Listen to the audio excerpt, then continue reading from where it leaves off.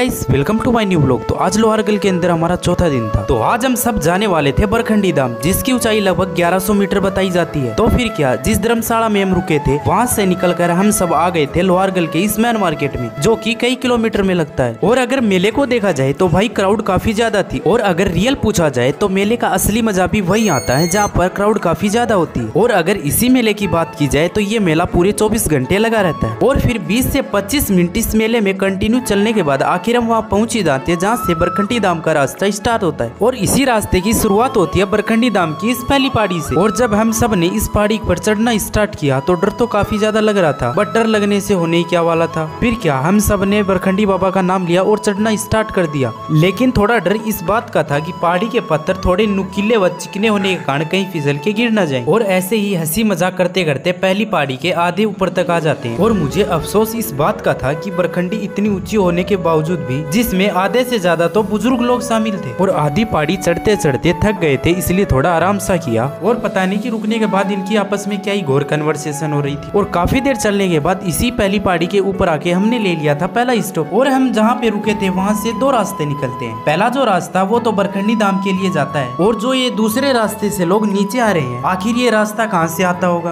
और ये जो रास्ता है ये सीधा बरखंडी धाम से नीलकंठ महादेव के मंदिर से होके आता है, जो कि एक बड़ी सी पहाड़ी के बीच में स्थित है। और वहाँ से थोड़ा रेस्ट करके आगे की ओर आते हैं। इसी रास्ते के बीच आ जाता है एक छोटा सा कुंड, जहाँ पर हमने पानी पिया। और पूरे रास्ते के अंदर एक यही कुंड आता है जहाँ पर पानी मिलता है। और पहली पहाड़ी चढ़ने के बाद रास्ता तो सही आ गया था, और जो ये रास्ता था ये थोड़े ही टाइम के लिए आता है। और ये रास्ता खत्म होते ही आ जाती है दूसरी पहाड़ी, जो कि पहली पहाड़ी से भी खतरनाक होने वाली है।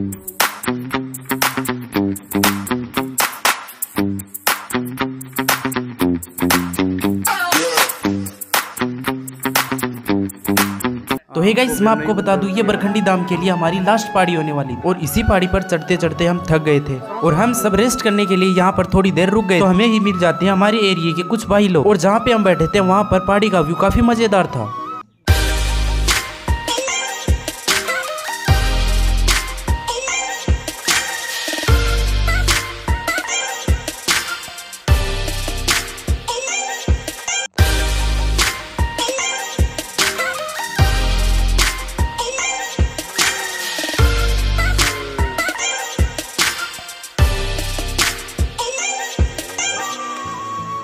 और हमने सोचा भी नहीं था कि पहाड़ी पर चढ़ते चढ़ते हम लोग इतना ऊपर तक आ जाएंगे। और यहाँ से नीचे देखने पर पूरी पहाड़ी का व्यू काफी खतरनाक दिखाई दे रहा था। और हम जहाँ से आए थे वो वाले रास्ते भी कुछ कुछ दिखाई दे रहे थे, वो भी बिल्कुल छोटे छोटे। और फिर कंटिन्यू 1 से 1.5 घंटे चलने के बाद फाइनली हम सब पहुंच ही जाते हैं बरखंडी धाम। और अभी भी मंदिर में पहुंचने के लिए हमें इन 200 से 250 सीढ़ियों को पार करना पड़े। और इन सब सीढ़ियों को पार करके आखिर हम पहुंच ही जाते हैं बरखंडी धाम। और जहाँ पर बरखंडी धाम का मंदिर है उसके चारों तरफ पहाड़ी की खाई खाई नजर आती। और फिर मंदिर में जाकर वहाँ पर धोख लगाई और फिर पहाड़ी के चारों तरफ के व्यू का आनंद लिया। और लोहारगल की सब पहाड़ियों में से बरखंडी धाम की पहाड़ी सबसे ऊंची बताई जाती है। और इसी पहाड़ी के ऊपर आने के बाद यहाँ से काफी दूर दूर तक का नजारा दिखाई दे रहा था। और मंदिर के नीचे आपको जो ये दिखाई दे रहा है ये पानी का कुंड है। और फिर थोड़ी देर घूमने फिरने के बाद हम लोग वापस चल पड़ते हैं, क्योंकि हमारे पास टाइम बहुत ही कम बचा था और नीचे जाने के लिए हमें टाइम भी बहुत लगने वाला। अगर आपको हमारा ये व्लॉग पसंद आए तो एक लाइक जरूर करके जाना। Thank you so for watching, bye.